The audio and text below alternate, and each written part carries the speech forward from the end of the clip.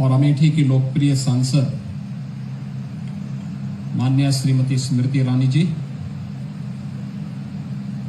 प्रदेश सरकार में मेरे सहयोगी मंत्रीगण, औद्योगिक विकास के मंत्री श्री नंद गोपाल गुप्ता नंदी जी, जनपद के प्रभारी मंत्री और प्रदेश के खेल और युवा कल्याण विभाग के मंत्री श्री गिरीश चंद्र यादव जी, चिकित्सा स्वास्थ्य के राज्य मंत्री श्री मयंकेश्वर शरण सिंह जी, विधान परिषद के माननीय सदस्य श्री शैलेंद्र सिंह जी, भारतीय जनता पार्टी के जिला के अध्यक्ष श्री राम प्रसाद मिश्रा जी, कोका कोला के वाइस प्रेसिडेंट पीआर सुश्री दिव्या राणा जी, लदानी ग्रुप के श्री एसएन लदानी जी, जीसी लदानी जी, एमडी लदानी जी, राकेश लदानी जी, विवेक लदानी जी, प्रदेश के हमारे औद्योगिक एवं अवस्थापना विकास के आयुक्त श्री मनोज कुमार सिंह जी, लदानी ग्रुप से जुड़े हुए सभी अन्य सदस्यगण और उपस्थित भाइयों बहनों, अमेठी जनपद में आदरणीय प्रधानमंत्री जी की प्रेरणा और मार्गदर्शन में इस नए निवेश के लिए मैं स्थानीय सांसद और जनप्रतिनिधियों को के साथ ही आप सभी अमेठी वासियों को हृदय से अभिनंदन करते हुए लदानी ग्रुप को बधाई देता हूं, अपनी शुभकामनाएं देता हूं। ये बॉटलिंग प्लांट प्रदेश सरकार की इन्वेस्टमेंट की उस पॉलिसी का हिस्सा है जो आदरणीय प्रधानमंत्री जी ने हम सबको प्रत्येक निवेश, रोजगार और बेहतरीन औद्योगिक वातावरण देने के उद्देश्य से उत्तर प्रदेश की सबसे बड़ी आबादी के राज्य उत्तर प्रदेश में प्रारंभ किया गया है। हम सब जानते हैं उत्तर प्रदेश देश की आबादी का सबसे बड़ा राज्य है और सबसे बड़ी आबादी के इस राज्य में जो यहां की आवश्यकताएं थी 2017 के पहले, ये सब सपने हुआ करते थे। उत्तर प्रदेश में निवेश होगा, ये लोगों के लिए कल्पना थी, लेकिन 2017 में डबल इंजन की सरकार आने के बाद आज उत्तर प्रदेश देश के अंदर निवेश के सबसे अच्छे डेस्टिनेशन के रूप में अपनी एक पहचान बना रहा है। कितना परिवर्तन होता है जब हम लोगों ने पहला इन्वेस्टर समिट आयोजित करने का निर्णय लिया था फरवरी 2018 में। उस समय हमारी जो टीम थी उसने प्रदेश के अंदर निवेश का कुल जो लक्ष्य रखा था वह मात्र 20,000 करोड़ रुपए का रखा था। तो मैं उन पे एक बार नाराज हुआ था। मैंने कहा भी इतनी बड़ी आबादी का राज्य और केवल 20,000 करोड़ की आप निवेश की बात करते हैं। तो उन्होंने कहा कौन यूपी में आएगा निवेश करने के लिए।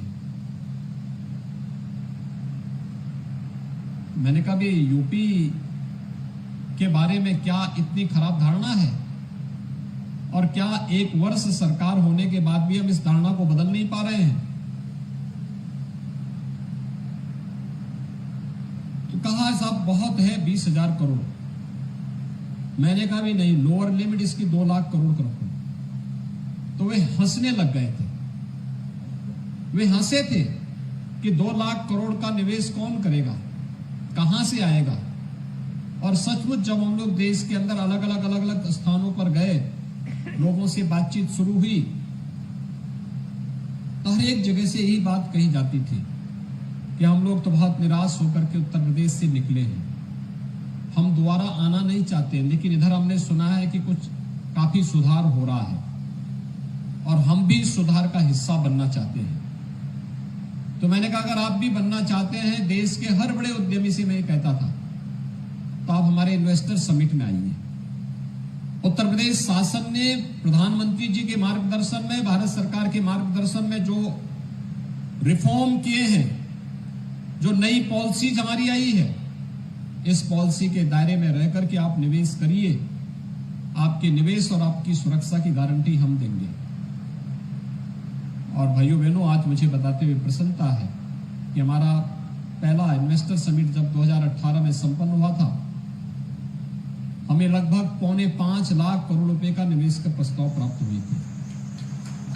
लेकिन ठीक 5 वर्ष के बाद जब हम लोगों ने इस वर्ष फरवरी में फिर से अपना ग्लोबल इन्वेस्टर समिट किया, तो इस बार हमें जो 20,000 की राशि की बात हमारे सहयोगी पहले कहते थे, जो हमें पहले इन्वेस्टर समिट में प्रस्ताव 5.25 लाख करोड़ के मिले थे, इस बार इनकी संख्या बढ़ करके उत्तर प्रदेश में लगभग अब तक 38 लाख करोड़ रुपए के निवेश के प्रस्ताव हमें प्राप्त हुए हैं। इसके लिए हमें बहुत सारे परिवर्तन करने पड़े थे। ईज ऑफ डूइंग बिजनेस में व्यापक सुधार लाना पड़ा था, रिफॉर्म करने पड़े थे, सेक्टोरियल पॉलिसीज बनानी पड़ी थी, प्रदेश के अंदर लैंड बैंक बनाना पड़ा था, कानून व्यवस्था और सुरक्षा का एक बेहतर वातावरण देना पड़ा था। इसके लिए अनेक कदम उठाए गए और आज परिणाम है। उत्तर प्रदेश में इंफ्रास्ट्रक्चर के लिए भी आपने देखा होगा कितनी तेजी के साथ इंफ्रास्ट्रक्चर में आज के दिन पर उत्तर प्रदेश को प्रधानमंत्री जी ने स्वयं उत्तर प्रदेश को एक्सप्रेसवे प्रदेश के रूप में उत्तर प्रदेश को संबोधित किया। 6 वर्तमान एक्सप्रेसवे के साथ ही 7 नए एक्सप्रेस हाईवेज के साथ उत्तर प्रदेश वर्तमान में कार्य कर रहा है। Eastern and western dedicated freight corridor Uttar Pradesh से होकर के जा रहा है, उसका जंक्शन भी उत्तर प्रदेश में जेवर के पास है। 2017 के पहले उत्तर प्रदेश में मात्र 2 एयरपोर्ट क्रियाशील थे, आज के दिन पर उत्तर प्रदेश में 9 एयरपोर्ट हमारे क्रियाशील हैं। एशिया का सबसे बड़ा एयरपोर्ट हम लोग जेवर में बना रहे हैं, जो फरवरी 2024 में पहला रनवे उसका कार्य करना प्रारंभ कर देगा। कानून व्यवस्था बेहतर होती है तो परिणाम कैसे सामने आते हैं, ये प्रदेश के अंदर पर्यटन की बढ़ती हुई इन नई संभावनाओं को देखकर के अंदाजा लगा सकते हैं। 2017 में जिस प्रदेश में मात्र 3 करोड़ घरेलू और विदेशी पर्यटक आते थे, आज उसी प्रदेश में संख्या 32 करोड़ पार कर चुकी है और लगातार इसमें बढ़ोतरी हो रही है। और मैं आज इसी बात के लिए आश्वस्त करने के लिए आया हूं, यहां पे SLMG बेवरेजेस ने जो या बॉटलिंग प्लांट की स्थापना करके यहां पर अमेठी को जो एक नया उपहार दिया है निवेश का, दशकों से यहां पे औद्योगिक परिक्षेत्र चिन्हित हुआ था, लेकिन